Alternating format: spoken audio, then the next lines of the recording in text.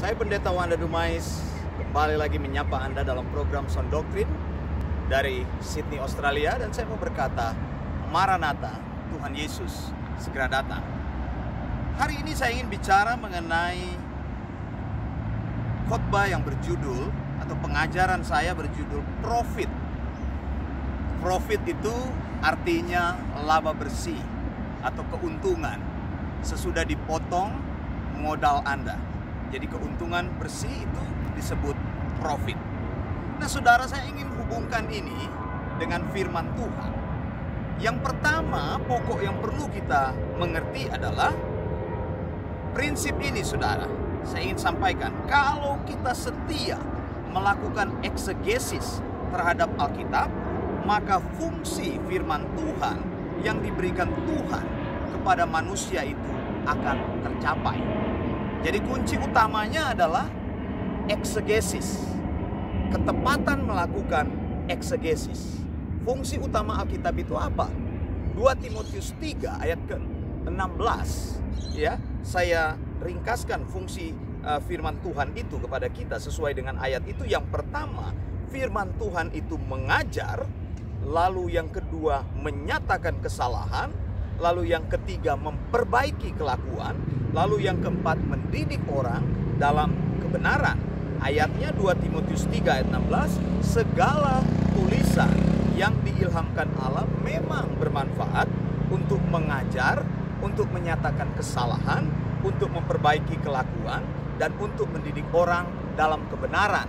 Saya sudah sampaikan pengajaran ini, dan pengajaran ini yang lalu berjudul teori 4M. Jadi ada 4M fungsi firman Tuhan. Yang pertama mengajar, yang kedua menyatakan kesalahan, yang ketiga memperbaiki kelakuan, yang keempat mendidik. Jadi mengajar, menyatakan kesalahan, memperbaiki, mendidik, maka akan tercapai 2 Timotius 3 ayat 17 kalau 4 fungsi ini terjadi.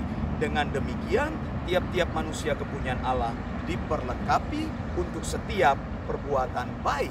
Kalau keempat fungsi terjadi, maka ayat 17 dari 2 Timotius 3 tadi digenapi di dalam hidupmu. Kata profitable, kata memang bermanfaat, bahasa aslinya berkata atau diterjemahkan dari bahasa asli berkata opelimos, ya. Opelimos itu artinya apa? Artinya beneficial, artinya useful, artinya profitable. Jadi 3 arti ini bisa diartikan dari bahasa asli opelimos. Perkataan ini atau kita membaca di dalam Alkitab profitable, ada kata profitable, tapi sesungguhnya arti lainnya ada beneficial, ada useful. Jadi 3 arti daripada opelimos. Sebenarnya dalam bahasa Indonesia 3 kata ini bisa berarti sama. Beneficial itu bermanfaat, useful itu berguna, profitable itu mendatangkan keuntungan. Tetapi bahasa Inggris atau bahasa Yunani memisahkan arti kata ini sesuai dengan penggunaannya. Jadi kata profitable ini kata yang kuat sekali. Dalam dunia ekonomi digunakan kata ini artinya profit, keuntungan atau laba atau hasil. Kalau Anda berbisnis, Anda mengharapkan hasilnya. Anda mempunyai modal sekian, Anda punya modal katakanlah 10, kemudian Anda mendapat keuntungan 15. Artinya 15 dikurangi modal Anda 10, keuntungan bersih Anda adalah 5. Ini contoh saja. Tapi firman Tuhan ketika menggunakan kata profit itu, firman Tuhan memaksudkan dengan jelas bahwa firman Tuhan itu membawa profit bagimu, beneficial bagimu, ya, membawa useful bagimu. Jadi bermanfaat, berguna, mendatangkan keuntungan, ya. Saudara yang kekasih, kita perlu tahu ini.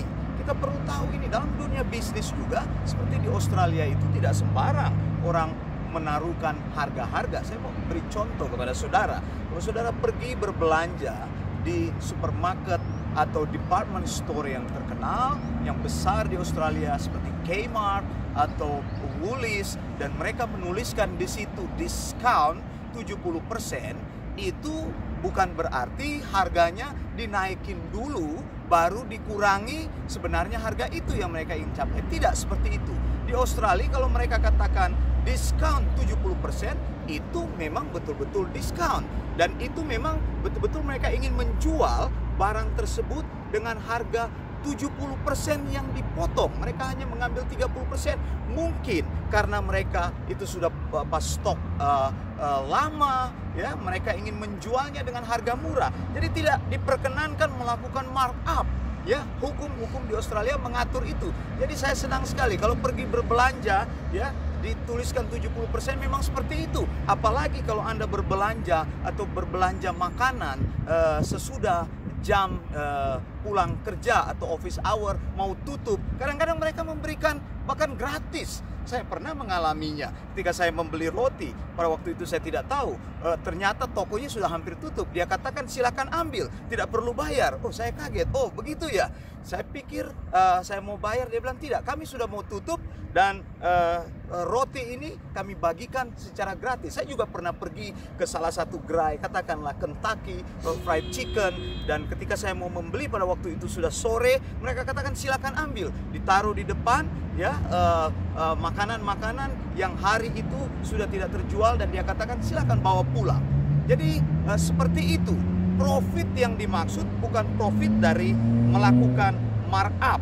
Nah, firman Tuhan membawa profit dalam hidupmu, membawa keuntungan di dalam hidupmu. Alkitab atau firman Tuhan dari Kejadian sampai Wahyu, Alkitab yang tertulis, itu membawa profit dalam hidup orang percaya, membawa keuntungan. Kalau firman Tuhan membawa keuntungan dalam hidupmu, mengapa engkau tidak mempelajari firman Tuhan? Mengapa engkau tidak membaca firman Tuhan, menghidupi firman Tuhan itu, menyelidiki dengan sungguh-sungguh? Karena hasilnya profit dalam hidupmu, karena menguntungkan dalam hidupmu. Kalau Tuhan berbisnis dengan engkau, maka sebenarnya yang untung adalah engkau, yang untung adalah kita. Kita mendapatkan profit karena Tuhan sendiri adalah sumber berkat. Buat apa lagi dia mengambil keuntungan daripadamu? Tuhan tidak akan melakukan markup, Tuhan tidak akan menipumu, Tuhan tidak akan mencari keuntungan dari dirimu. Dia adalah pemilik profit. Dia akan justru memberikan profit atau laba atau keuntungan untukmu. Maka engkau bisa menyimpan profit itu untuk hidupmu. Opelimos itu atau profit atau keuntungan itu untuk apa? Satu, doktrin atau didaskalia, ya, didasko, artinya Christian doctrine. Pengajaran-pengajaran Kristen itu aplikasinya menunjuk kepada kehidupan Kristen, gaya hidup Kristen, Christian lifestyle. Jadi gereja yang tidak punya doktrin, orang percaya yang tidak punya doktrin, ini berbahaya sekali. Karena engkau mudah disusupi, dibawa kepada pengajaran yang aneh. Mereka akan terima macam-macam di gereja itu. Mereka akan undang orang untuk berdiri berkhotbah di gerejanya. Harusnya gembala bertanggung jawab untuk mengajar kepada jemaatnya, bukan engkau mengundang hamba Tuhan lain, membayar hamba Tuhan lain untuk berkhotbah kepada jemaatmu. Ini tidak bisa dibenarkan. Mimbarmu harus bersih. Jangan biarkan mimbarmu dikuasai orang lain yang mengajar lalu pulang, pergi dari gerejamu, tidak tahu masalah di gerejamu hanya karena dia populer dan engkau ingin memanfaatkan kepopulerannya, atau engkau malas untuk berkhotbah, engkau undang orang lain untuk sampaikan firman Tuhan di gerejamu. Jadi sebenarnya kalau gereja tidak punya pengajaran, maka gereja tersebut adalah gereja yang kompromi. Mudah sekali percaya pada pengajaran lain. Pendetanya punya pengajaran yang tertentu, dia undang hamba Tuhan tertentu, maka hamba Tuhan tertentu itu menyampaikan pengajaran yang berbeda dengan yang dipercaya oleh gereja itu. Kompromi.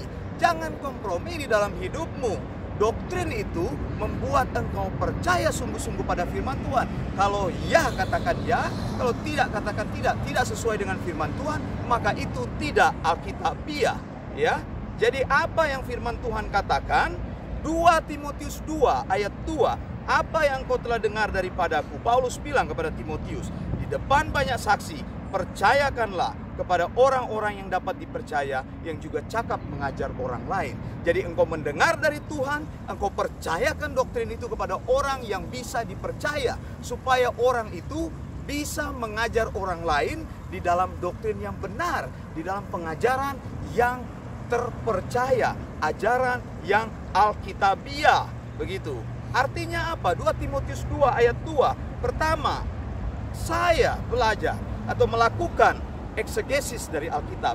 Kedua, saya mengajarkan eksegesis dari Alkitab itu kepada orang lain. Saya mencari, mempercayakan eksegesis itu kepada faithful men, other faithful men.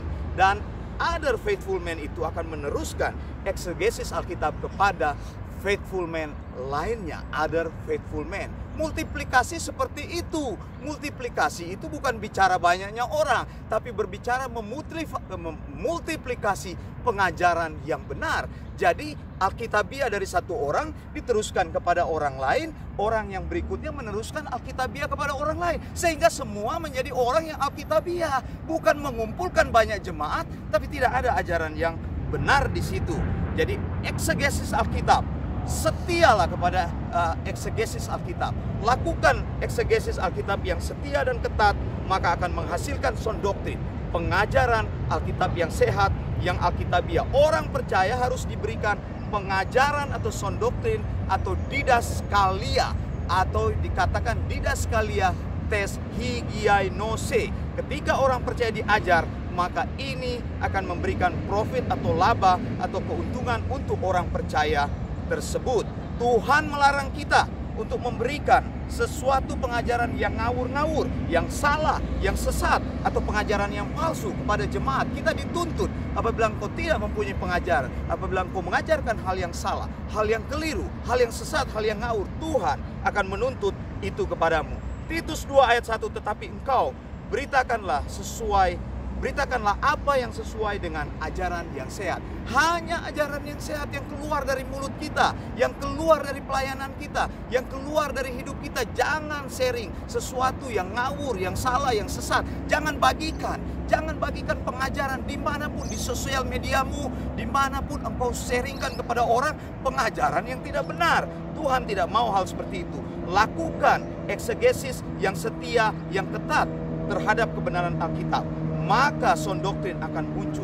Eksegesis itu artinya memberitakan seluruh maksud Tuhan di dalam Alkitab, bukan exegese, bukan memberitakan pikiranmu, bukan engkau pakai pikiranmu lalu sesuaikan dengan Alkitab, asumsimu, nalarmu, lalu engkau bumbui dengan Alkitab. Banyak orang seperti itu. Dia berkhotbah atau dia mengajar, dia sudah tahu apa yang di pikiran dia, lalu dia cari ayat-ayat Alkitab untuk dimasukkan supaya terdengar Alkitabiah. Salah seperti itu. Cari di dalam Alkitab, baru beritakan itu kepada orang lain atau percayai di dalam hidupmu. Sudah berapa lama engkau menjadi orang percaya? 10 tahun? 20 tahun? 30 tahun atau lebih? Apakah engkau mengetahui ajaran yang sehat dalam hidupmu? Apakah engkau mengetahui sound doktrin dalam hidupmu?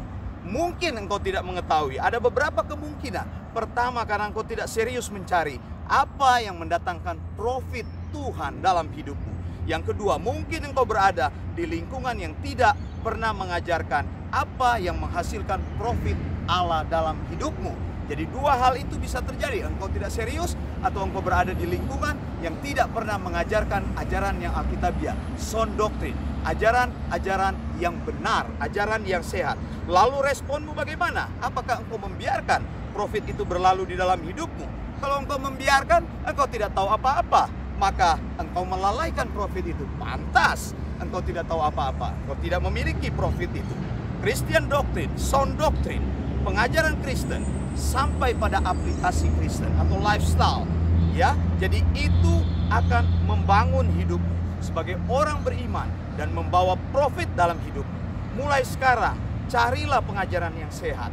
Doktrin akan membuat kehidupan imanmu bertumbuh menjadi sehat dan sempurna atau telema dalam bahasa Yunani.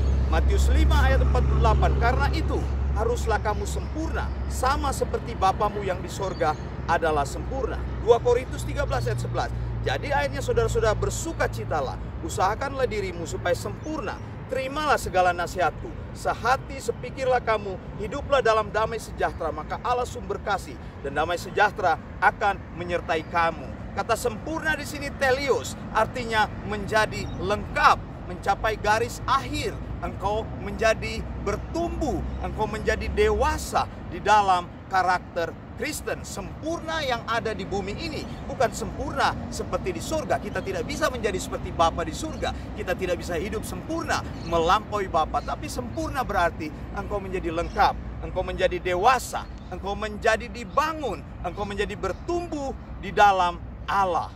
Ya, jadi ini yang ingin saya sampaikan kepada kita, bahwa pengajaran Alkitab menghasilkan keuntungan di dalam hidup kita. Pengajaran Alkitab membawa keuntungan dalam hidup kita. Tuhan menyediakan keuntungan bagi kita. Tuhan menyediakan keuntungan bagimu. Carilah pengajaran yang benar, maka hidupmu akan mendapatkan keuntungan dari firman Tuhan itu. Dan Tuhan senang apabila Dia bisa membagikan keuntungan itu dalam hidupmu. Saya Pendeta Wanda Dumai, saya mau berkata, Maranatha, Tuhan Yesus akan segera datang. Dari Sydney, Australia, saya menyampaikan untuk Anda semua. Blessing.